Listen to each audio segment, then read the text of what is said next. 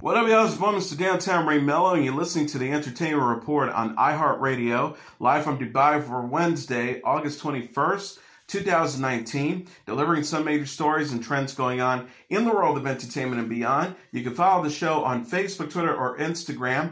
Facebook.com/The Entertainment Report with Ray Melo. That's REYMELO. On Twitter at The Enter Report, or on Instagram at The Entertainment Report. You can listen to the show anytime you want on iHeartRadio. Just go to iHeart.com or your iHeart phone app, search for The Entertainment Report, and it'll take you to the page. Keanu Reeves is set to officially return as Neo for the long-awaited fourth installment in the famous sci-fi series The Matrix. According to Variety, Lana Wachowski, one half of the Wachowskis who directed all three films in the franchise with sister Lily, will write and helm the new project. Lana Wachowski says, "Many of the ideas Lily and I explored 20 years ago about our reality are even more relevant now. I'm very happy to have these characters back in my life and grateful for another chance to work with my brilliant friends." This year marks the 20th anniversary of the series. Besides Reeves, Carol-Anne Moss will reprise her role as Trinity in the film. Alexander Hellman and David Mitchell have co-written the script with Lana Wachowski, who is also attached to produce with Grant Hill. Warner Brothers Pictures and Village Roadshow Pictures will back the movie. The studio has been trying to re-enter the Matrix universe for some time, but figuring out the producing rights slowed down the process. Plot details are currently unknown, along with the treatment of Morpheus, originally played by Lawrence Fishburne. According to sources, Warner may cast a younger actor in the role.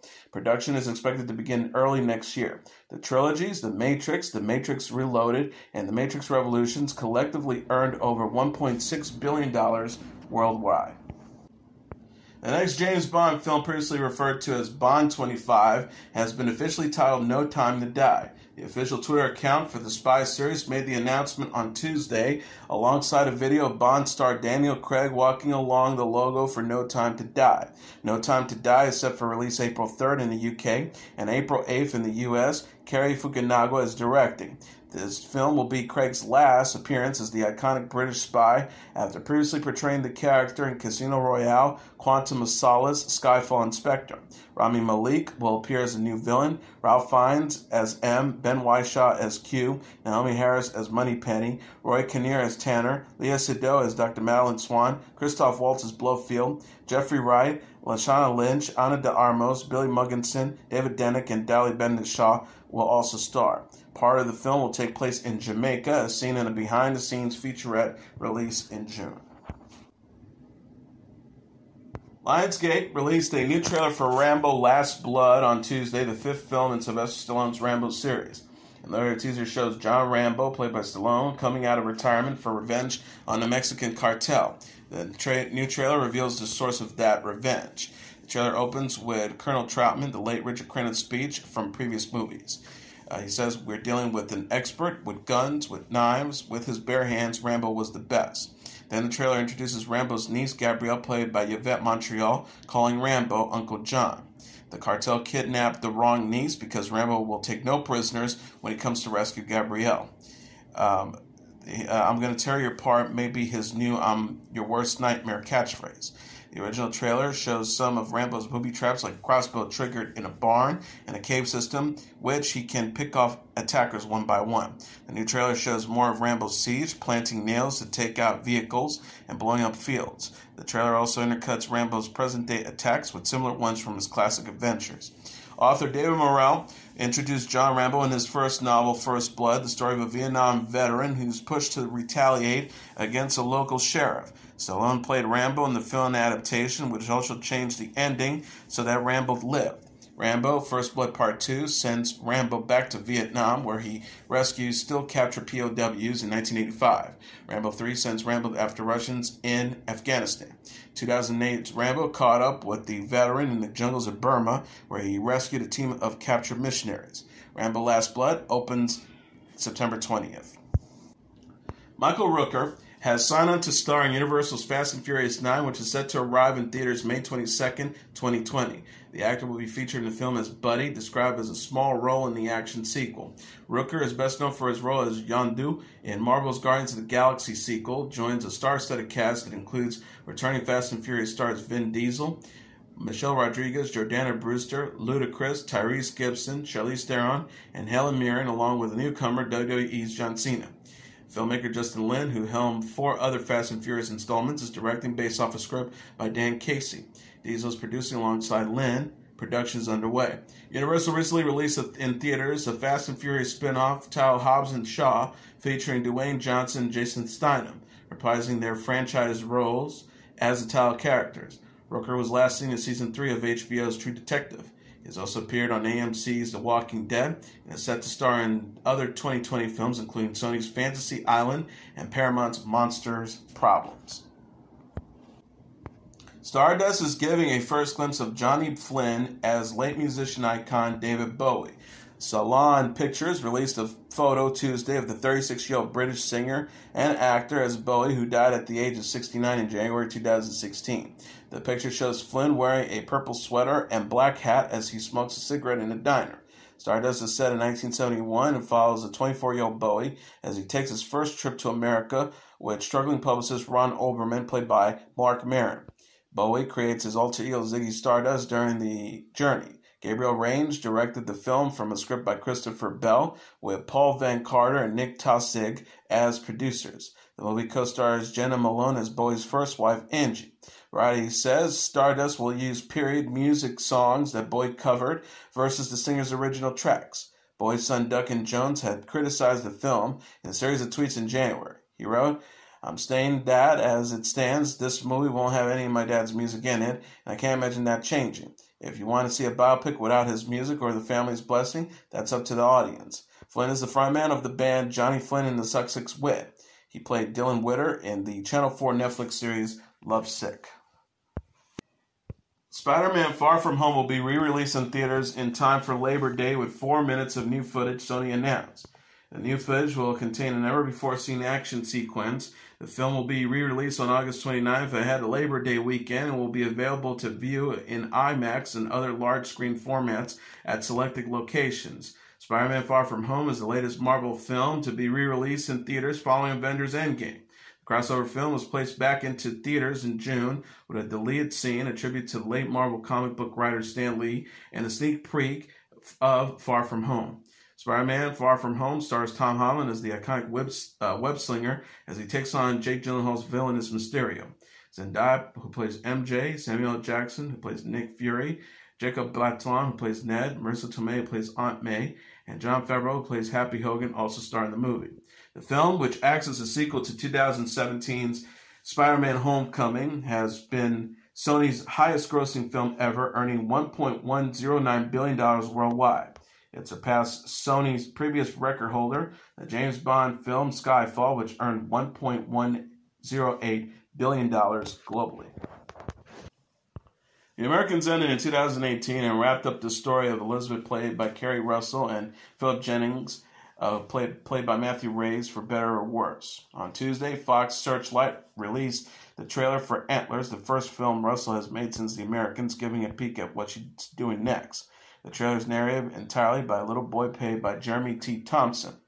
The boy begins, "Once there was 3 bears that lived in a dark and wet cave up above a small town.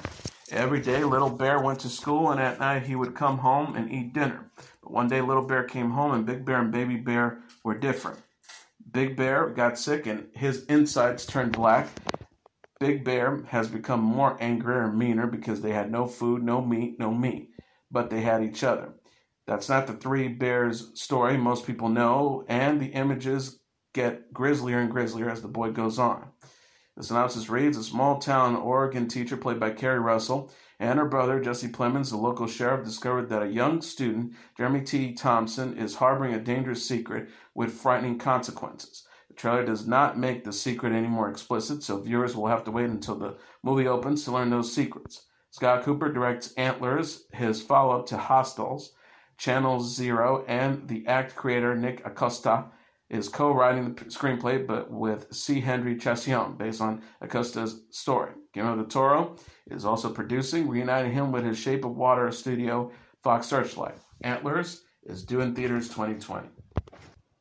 Tim Roth will be honored at the 25th Annual Sarajevo Film Festival on Tuesday with the Heart of Sarajevo Award. The actor is also set to hold a masterclass ahead of the awards ceremony. Roth is being honored for his contributions to the art of film. Other international film stars, including director Alejandro González Iñárritu, actor Gael Garcia Bernal, actor Paweł Pawłowski, and actress Isabel Huppert, are also expected to attend the event in Bosnia and Herzegovina. The festival runs through Friday. Roth is best known for starring in director Quentin Tarantino's Reservoir Dogs and Pulp Fiction. He has also starred in Marvel's The Incredible Hulk, Heart of Darkness, Four Rooms, Funny Games, Little Odessa, Everyone Says I Love You, Gridlock, Don't Come Knockin', Legend of 1900, and most recently Loose, alongside Naomi Watts and Octavia Spencer. Roth will next be seen in The Song of Names with Clive Owen. The film will be premiering at the Toronto Film Festival in September. And a related story, Michael B. Jordan and Jamie Foxx will take part in a keynote conversation at the 2019 Toronto International Film Festival. Event organizers announced Tuesday on Twitter that Jordan, Foxx, Kerry Washington, Antonio Banderas, and Allison Janney will give in conversation with talks at the festival. One post reads, hashtag TIFF in conversation with, engaging on stage interviews with at Michael B. Jordan, at I am Jamie Foxx, at Allison B. Janney, at Antonio Banderas, and at Kerry Washington.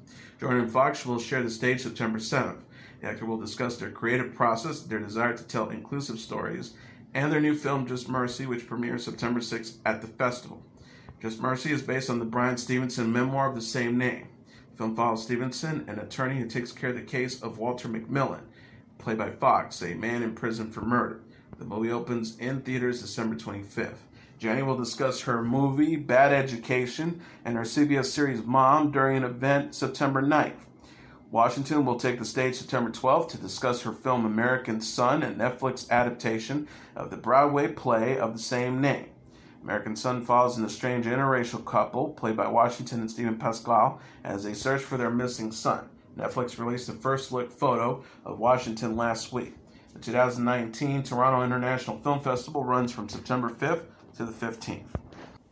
Focus Features released a new featurette for the Downton Abbey movie on Tuesday. In it, cast members Jim Carter, Joanne Fograt, Michelle Dockery, Alan Leach, and Elizabeth McGovern discuss returning to the roles they played in the TV series. Carter says it's exciting to come back to do Downtown as a film. Fograt says the first day was very surreal. We were all really giddy. We were like, I can't believe we're here. Dockery says everything. It's all on a grander note. It's incredible. Alan Leach says, through the story, the audience gets a sense of the 20 characters that they love. There's a sense of coming home. McGovern says, we have some fantastic news. David Haig, Imelda Staunton. The film will portray a monumental event at Downton Abbey. The official synopsis reads, the beloved Crawleys and their interpret staff prepare for the most important moments of their lives.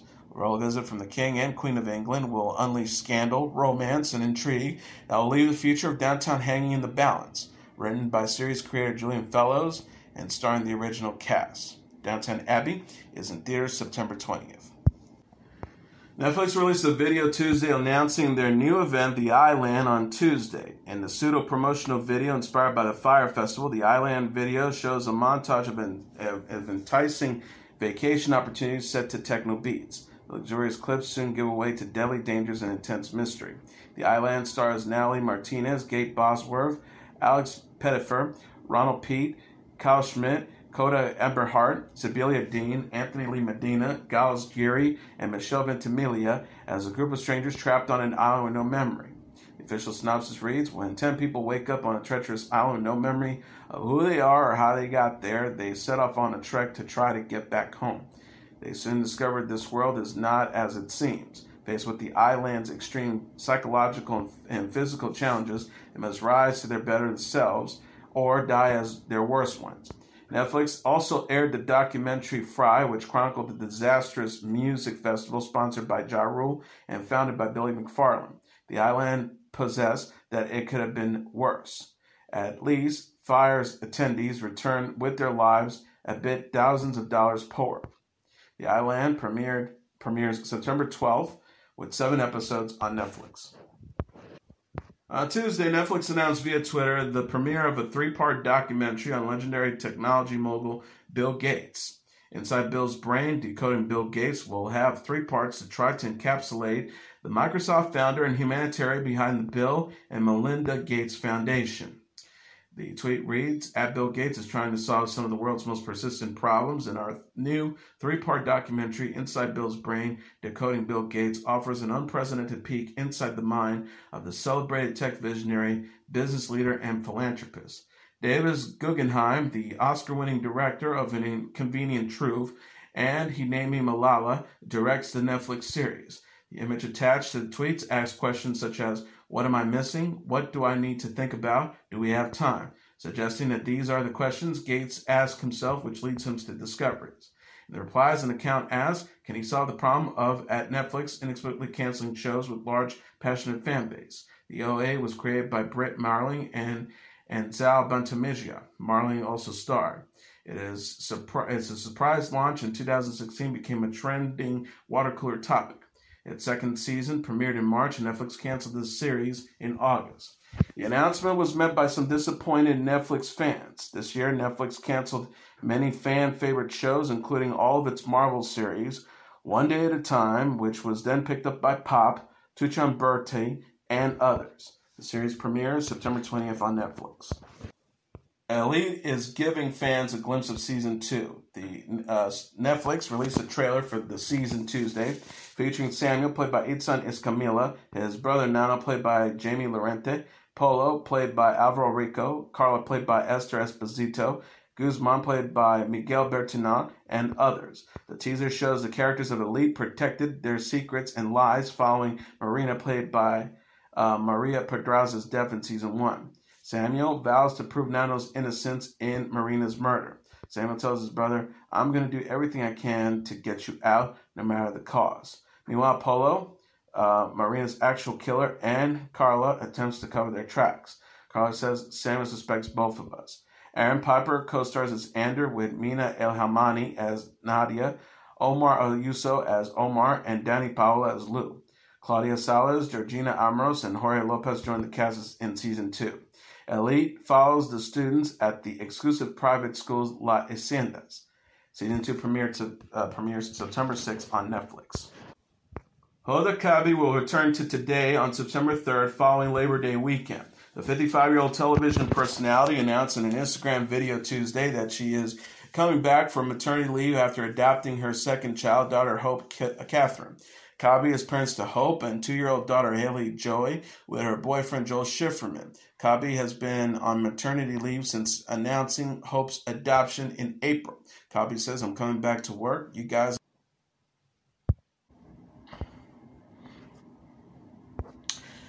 She says, work is incredibly important, but I do understand what my North Stars are now.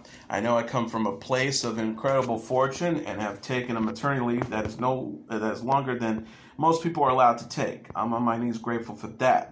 She also added, we can't take all the time we want, I get it, but I feel like if you can, and you're at a point where you feel like you can do it, you should do it. I'm sure everyone wants to do that and can't, but it allows women are talking the allotted time, and then other women aren't going to look at them funny. Kotb said during a call-in to Today this month that